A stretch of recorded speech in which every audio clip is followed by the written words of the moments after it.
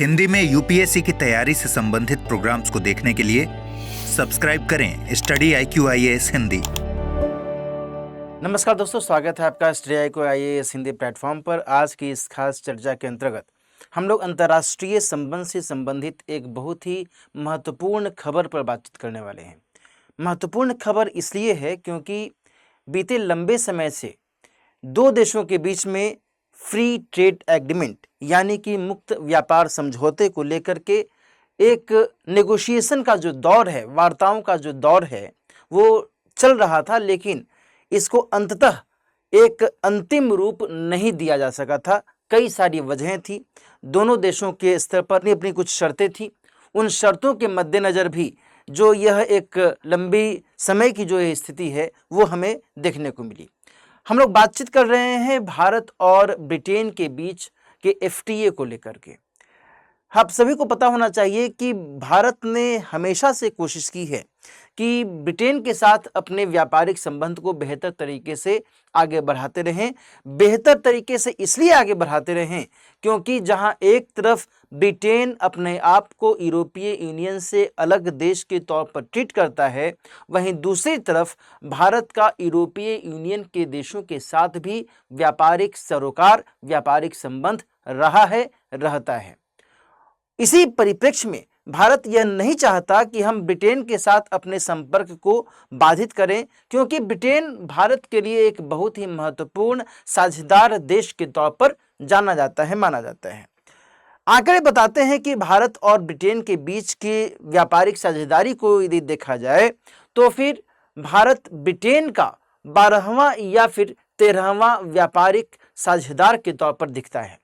कहीं कहीं पर कुछ ऐसे भी सोर्सेज हैं जिसके माध्यम से हमें पता चलता है कि 12वां, कहीं पर हमें 13वें देश के तौर पर इसके बारे में हमें जानकारी मिलती है कि इस तरीके से दोनों देशों के बीच की जो व्यापारिक साझेदारी है वो वर्तमान के समय में देखी जा रही है। आज की इस खास चर्चा में हम लोग ये समझने की कोशिश करेंगे कि जो यह FTA है, मुक्त व्यापार समझौता है, इसको लेकर के अब जाकर के भारत और ब्रिटेन ने एक दूसरे के साथ जो निष्कर्ष है उसको बेहतर तरीके से आगे बढ़ाने की बात कही है, और उस निष्कर्ष के माध्यम से अब जो इन दोनों देशों का व्यापार है, जो व्यापारिक सुगमता है, वो और आसान हो सकती है। आखिर इसमें क्या कुछ बातें निहित हैं, किस तरीके से दोनों देशों को इस माध्यम से लाभ मिलेगा, इन सभी के बारे में हम लोग आज की इस चर्चा के जरिए समझने की कोशिश करेंगे। ध्यान रखिएगा कि जब आप अंतर्राष्ट्रीय संबंध के बारे में पढ़ते हैं तो अंतर्राष्ट्रीय संबंध में कई बार जो एक खास सेगमेंट होता है आर्थिक संबंध का, उसको लेकर के सवाल बन जाता है। अब आप इसको अर्थव्यवस्था के दृष्टिकोण से भी देख सकते हैं, आप इसको इंटरनेशनल रिलेशन के दृष्टिकोण से भी देख सकते हैं, लेकिन इंटरनेशनल रिलेशन की खासियत यह है कि कई सारे सेगमेंट्स को यह अपने आप में समाहित करता है। यदि आप द्विपक्षीय संबंध को पढ़ते हैं, समझते हैं, जानते हैं, तो द्विपक्षीय संबंध में केवल राजनीतिक संबंध तो ही नहीं आता है ना। द्विपक्षीय संबंध में कई सारे अलग अलग जो सेक्शंस हैं, सेगमेंट्स हैं, उनको भी शामिल किया जाता है। जैसे पर्यावरण के स्तर पर संबंध, अर्थव्यवस्था के स्तर पर संबंध, रणनीति के स्तर पर संबंध। Getting my point? तो इसी संदर्भ में यहाँ पर हम लोग आर्थिक संबंध की बात कर रहे हैं, और इसलिए इसे इंटरनेशनल रिलेशन के पॉइंट ऑफ व्यू से बहुत ही इंपॉर्टेंट टॉपिक के तौर पर देख सकते हैं। आइए चर्चा की शुरुआत करते हैं। सामने मैंने पैनल पर उस महत्वपूर्ण खबर को मेंशन किया हुआ है। हिस्टोरिक माइलस्टोन है, निश्चित तौर पर एक बहुत ही ऐतिहासिक जो उपलब्धि है यहाँ पर हासिल की गई है। दोनों देशों के बीच में सक्सेसफुली जो ये फ्री ट्रेड एग्रीमेंट है इसको कंक्लूड किया गया। मैंने आपको पहले भी संकेत किया कि लंबे समय से वार्ताओं के दौर चल रहे थे। इसे समग्र रणनीतिक साझेदारी के तौर पर देखा जा रहा है। इसके माध्यम से विभिन्न क्षेत्रों में, चाहे वो व्यापार का क्षेत्र हो, चाहे वो निवेश हो, रोजगार सृजन हो, इन सभी के स्तर पर दोनों देशों के माध्यम से जो एक बूस्ट है वह मिलने की संभावना यहाँ पर दिख रही है। इसके अलावा इसमें बड़ी बात यह है कि इसके माध्यम से डबल कंट्रीब्यूशन कन्वेंशन की चर्चा की गई है। और ये डबल कंट्रीब्यूशन कन्वेंशन क्या है, आप इसको ऐसे समझिए कि भारत के जो कामगार हैं, भारत के जो प्रोफेशनल्स हैं, वो ब्रिटेन में जाकर के काम करते हैं, तो वहाँ पर उनको कुछ अदायगी करनी पड़ती है, और वो अदायगी किस रूप में करनी पड़ती है, किस आधार पर करनी पड़ती है, वो अदायगी करनी पड़ती है सामाजिक सुरक्षा के आधार पर कि भाई हम ब्रिटेन में सोशल सिक्योरिटी के मद्देनज़र अपने स्तर पर कुछ पेमेंट करेंगे। और इसी के संदर्भ में यहाँ पर जो ये कन्वेंशन है इसमें बताया जा रहा है कि ब्रिटेन में जो भी भारतीय कर्मचारी काम कर रहे हैं इनको ये सामाजिक सुरक्षा के आधार पर भुगतान की जो व्यवस्था यहाँ पर लंबे समय से देखी जाती रही है, इनके संदर्भ में अब इनको 3 साल तक इस सामाजिक सुरक्षा भुगतान से राहत मिलेगी। यानी कि ऐसे सभी कर्मचारी जो राइट नाउ भारत से ब्रिटेन में रह रहे हैं उनको 3 साल तक के लिए इससे राहत दे दी जाएगी, उनको इसका भुगतान करने की जरूरत नहीं पड़ेगी। अब इससे होगा क्या? इससे ये होगा कि जो भी भारतीय ब्रिटेन जाकर के करना चाहते हैं, वो चाहते हैं कि हम ब्रिटेन में रह करके अपने पेशेवर जिंदगी को, जीवन शैली को और बेहतर बनाएं और आसान करें, तो वो भी प्रोत्साहित होंगे, वो भी जाना चाहेंगे। जो वहां पर राइट नाउ रह रहे हैं उनके ऊपर जो एक वित्तीय दबाव रहता था इस सामाजिक सुरक्षा भुगतान को लेकर के, उस दबाव में कमी आएगी, तो उससे उनकी जो वर्तमान जीवन शैली है वह भी और आसान हो सकती है।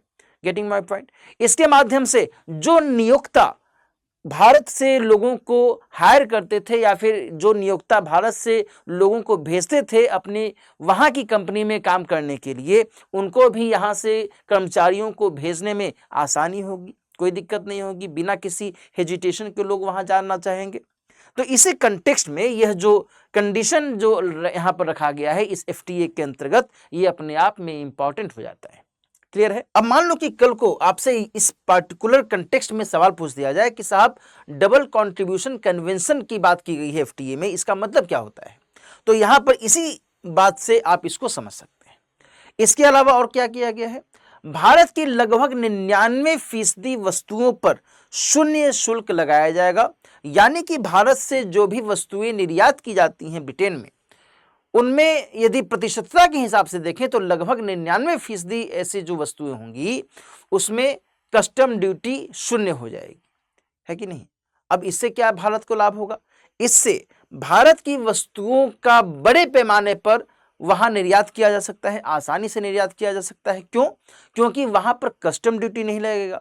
जब कस्टम ड्यूटी नहीं लगेगा तो वहां पर जो भारतीय वस्तुओं का मूल्य है ये ज्यादा होगा या कम होगा? कम होगा। जब भारतीय वस्तुओं का मूल्य कम होगा तो वहां पर भारतीय वस्तुओं के क्रय करने की जो संभावनाएं हैं वो ज्यादा होंगी या कम होंगी? ज्यादा होंगी, क्योंकि वस्तुओं की कीमत कम है। तो ब्रिटेन में रहने वाले जो लोग हैं, ब्रिटेन में रहने वाले जो भारतवासी हैं, जो ब्रिटिशर्स हैं, वो सभी भारत की वस्तुओं को खरीदना चाहेंगे, बड़े पैमाने पर खरीदना चाहेंगे। तो इससे जो एक्सपोर्ट है वो बढ़ेगा या घटेगा? बढ़ेगा।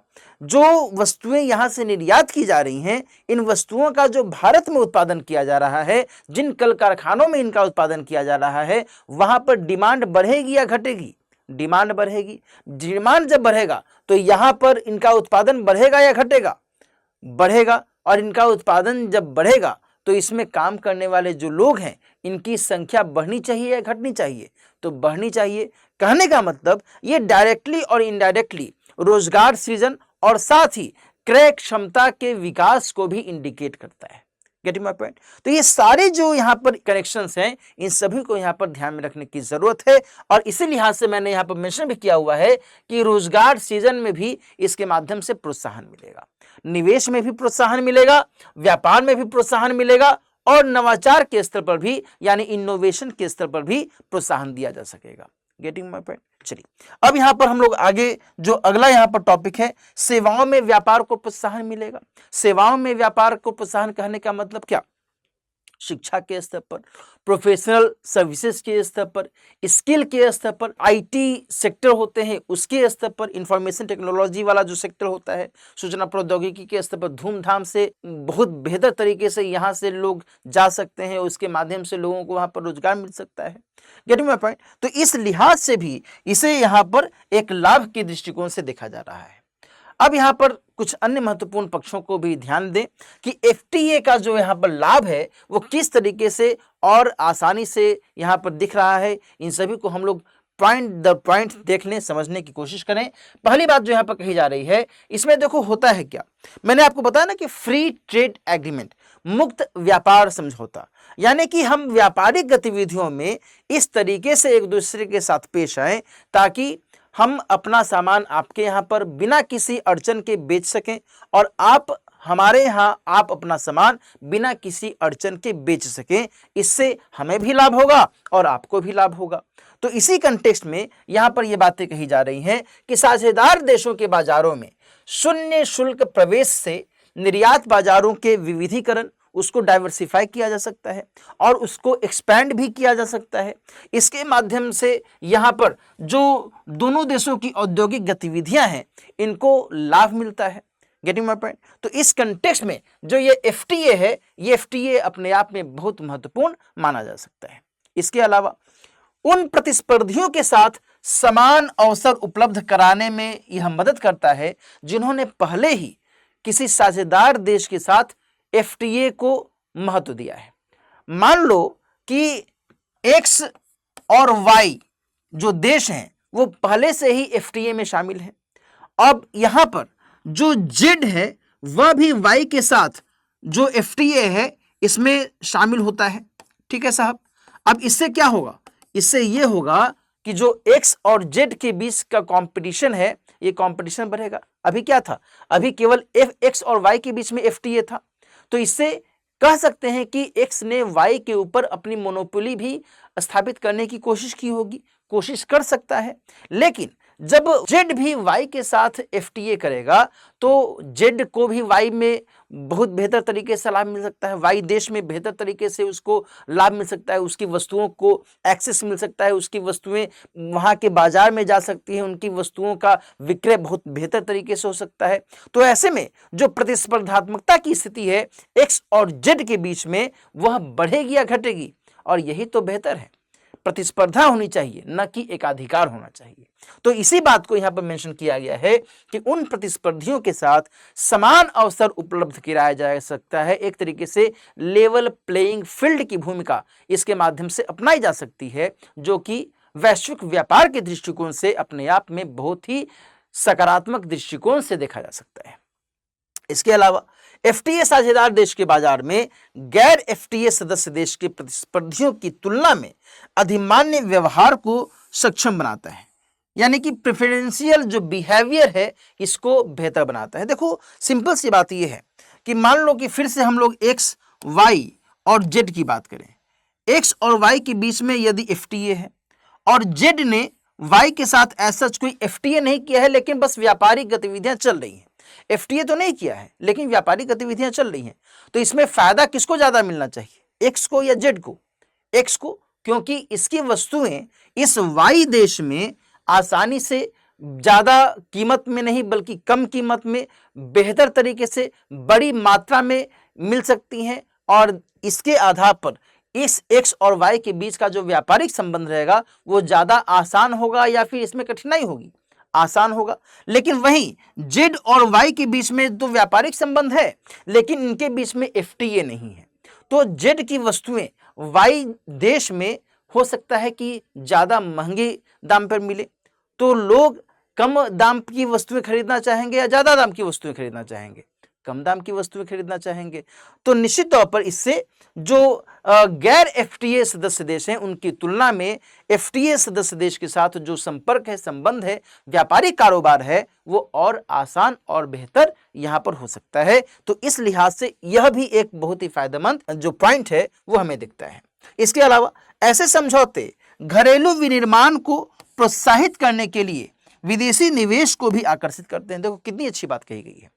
सिंपल सी बात मैंने आपको पहले भी बताया कि जब हम लोग यहाँ से बड़ी मात्रा में वस्तुएं निर्यात करने की स्थिति में आ जाते हैं तो फिर आपके यहाँ पर जो मैन्युफैक्चरिंग कैपेसिटी है वो बढ़ेगी या घटेगी? मैन्युफैक्चरिंग कैपेसिटी बढ़ेगी, और जब मैन्युफैक्चरिंग कैपेसिटी बढ़ेगी तो बाहर से जो निवेशक निवेश करना चाहते हैं आपके यहाँ पर यानी कि भारत में, वो निवेश ज़्यादा करना चाहेंगे या नहीं करना चाहेंगे?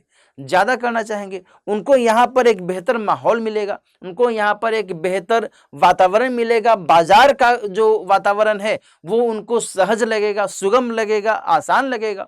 तो इसके आधार पर वो यहाँ पर बड़े पैमाने पर निवेश करना चाहेंगे, क्योंकि उनको यहाँ से लाभ मिलने की संभावना होगी और निवेशक तो चाहता ही है कि ज़्यादा से ज़्यादा लाभ मिले, है कि नहीं। तो यहाँ पर इससे लाभ मिलेगा तो निश्चित तौर पर ये जो इन्वेस्टर्स हैं, फॉरेन इन्वेस्टर्स, वो यहाँ पर आकर के बड़े पैमाने पर इन्वेस्टमेंट करना भी चाहेंगे। तो इस दृष्टिकोण से भी जो FTA है वह यहाँ पर बहुत ही महत्वपूर्ण भूमिका निभा सकता है।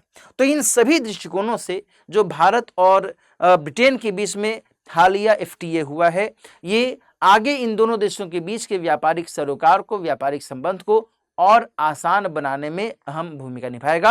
अब इसी के आधार पर जो दोनों देशों के बीच के व्यापारिक कारोबार हैं वो और बेहतर तरीके से आगे बढ़ सकते हैं। जो FTA को लेकर के अड़चनें थी वो अब समाप्त हो चुकी हैं। अब इसी के माध्यम से इन दोनों देशों के बीच का जो व्यापार है वो और सातत्यता के साथ और बेहतर तरीके से आगे बढ़ सकता है। ये यहाँ पर ध्यान रखिएगा। आज की चर्चा दोस्तों अब हम लोग यहीं पर समाप्त करते हैं। इस टॉपिक को लेकर के जो भी महत्वपूर्ण पक्ष थे, FTA यहाँ पर किस तरीके से लाभकारी हो सकता है, दोनों देशों के बीच किन महत्वपूर्ण बिंदुओं को लेकर के बातचीत की गई है, तो इन सभी के बारे में हम लोगों ने चर्चा कर ली। यहाँ पर जाते जाते जल्दी से मैं आपको इस पर्टिकुलर फाउंडेशन बैच के बारे में बता दूं। यदि आप सिविल सेवा परीक्षा की तैयारी कर रहे हैं और आप चाहते हैं कि आप GS के कंप्लीट कोर्स को बेहतर तरीके से कवर करें, तो आपका स्वागत है इस खास बैच में। 15 मई तक इसमें एडमिशन की अंतिम तिथि निर्धारित की गई है। यदि आप इस कोर्स से जुड़ना चाहते हैं तो राइट नाउ आप दिलीप लाइव कोड का इस्तेमाल कीजिए। इसके माध्यम से आप 31,999 रुपये में इस कोर्स को ज्वाइन कर सकते हैं। इसके जरिए अपनी GS की तैयारी को शानदार तरीके से आगे बढ़ा सकते हैं। मिलते हैं फिर किसी और टॉपिक के साथ, तब तक अपना ख्याल रखिए। All the best. हिंदी में UPSC की तैयारी से संबंधित प्रोग्राम्स को देखने के लिए सब्सक्राइब करें स्टडी IQ IAS हिंदी।